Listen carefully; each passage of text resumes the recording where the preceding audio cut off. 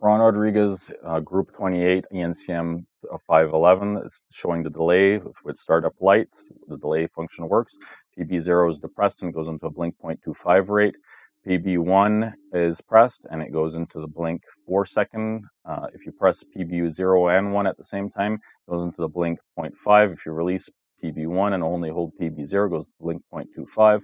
If you repress PB0 or PB1 and PB0, it goes to blink 0.5. If you release PB0, it goes into blink variable rate at 4 seconds.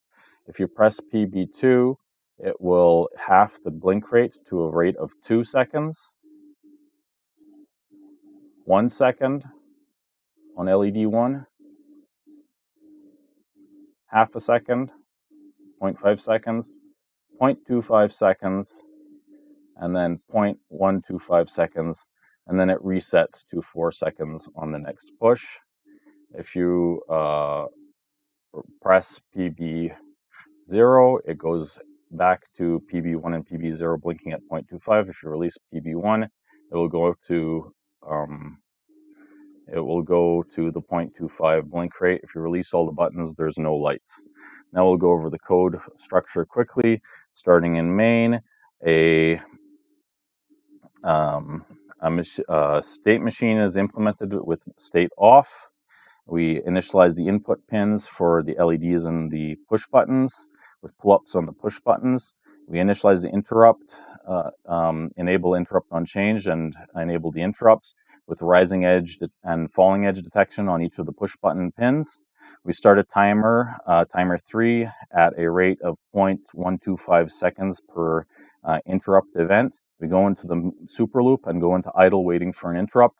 If the interrupt is from timer 3, a timer 3 flag will be set, and this will go into the machine state logic, starting in state off, or testing for the state. If you're in state off, LED0 and LED1 are off.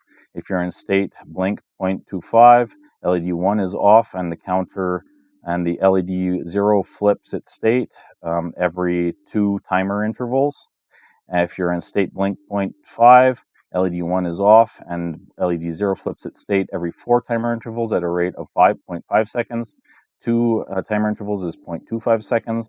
If you're in state blink variable rate, LED0 is off, and LED1 switches its state every PB2 blink rate in timer intervals, which is measured by counter 3, which is incremented in timer 3 ISR, interrupt service routine. The next state logic is the same for all the states. If PB0 is in state 1 and PB1 is in state 0, you go into state blink 0.25.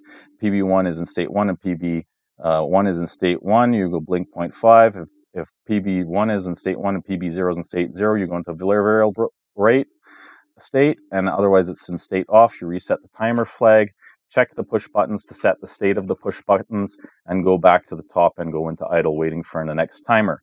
The push buttons are set by push buttons. If a PB0 event has occurred, it will check the value of the push button.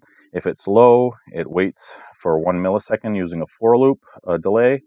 Then it will check it again. If it's still low, it sets it to state 1. If not, it gets set to state 0. And then you reset the event flag. PB1 is set the same way. PB2 has an additional element where once it sets to state 1, it will half the blink rate until the blink rate is 0, at which point it will reset the blink rate to 32, and then reset the PB2 event flag. The ISR sets the PB0 event. If the pin has an interrupt on change event, you reset the flag. Same for RB8 and RB9. And you set the event flag, it goes into the push buttons.